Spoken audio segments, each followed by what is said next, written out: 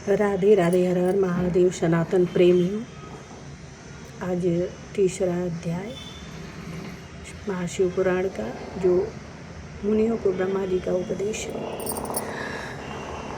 व्यास जी सूत जी से कहते हैं कि उन समस्त ऋषियों से, व्यास जी सूत जी से उन समस्त ऋषियों से कहते हैं कि हे महामुनि सूत जी, यदि आप हमें अद्भुत वेदांत सार महाशिव पुराण सुनाते तो बड़ी कृपा होती। मुनियों से ऐसा सुनकर शिव जी का स्मरण करते हुए सूत जी प्रसन्न होकर बोले, अच्छा तो अब आप लोग इस अनामय शिव महापुराण को ही सुनिए, जो समस्त वेदों का सार है, जिसमें भक्ति, ज्ञान और वैराग्य तीनों का वर्णन है। पूर्व समय में जब पुनः पुनः कल्पों का क्षय होता गया और उसके पश्चात जब इस कल्प का प्रादुर्भाव हुआ, तब सृष्टि संबंधी कार्यों के आरंभ होने पर खटकुलीन अर्थात 6 कर्मों के करने वाले उत्तम कुल के मुनियों में यह मतभेद उत्पन्न हो गया कि सबसे पर है या नहीं। तब इसके निर्णय के लिए वो लोग ब्रह्मा के पास गए।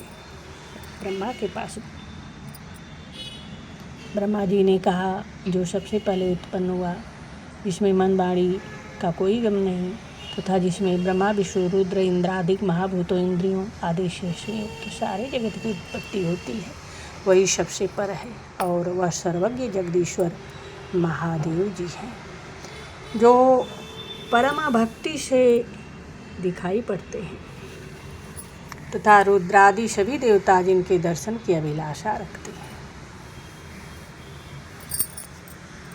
शिव जी की भक्ति से संसार का जाल कट जाता है। आप लोग महादेव जी का प्रसाद पाने के लिए 1000 वर्ष का दीर्घ यज्ञ कीजिए, जिसमें शिव जी की कृपा से आपको साध्य और साधन का ज्ञान होगा। इस पर मुनियों ने पूछा, सूत जी, यह साध्य और साधन क्या है? ब्रह्मा जी ने कहा, साध्य शिवपद है और साधन उनकी सेवा करना है, परंतु इसके लिए साधक को सर्वथा ही निष्क्रिय होना चाहिए। जब इस प्रकार वेद विधि से भगवान शिव की आराधना होती है, तब परमेश पद की प्राप्ति होती है और जैसा जो चाहता है उसे वैसा फल प्राप्त होता है। कानों से सुनना, वचन से कहना, मन से मनन करना भी एक महान साधन है, क्योंकि महेश्वर सर्वथा ही सुनने, कीर्तन करने और मनन करने योग्य है। अतः साध्य तक पहुँचना है तो साधन में डट जाना ही आवश्यक है।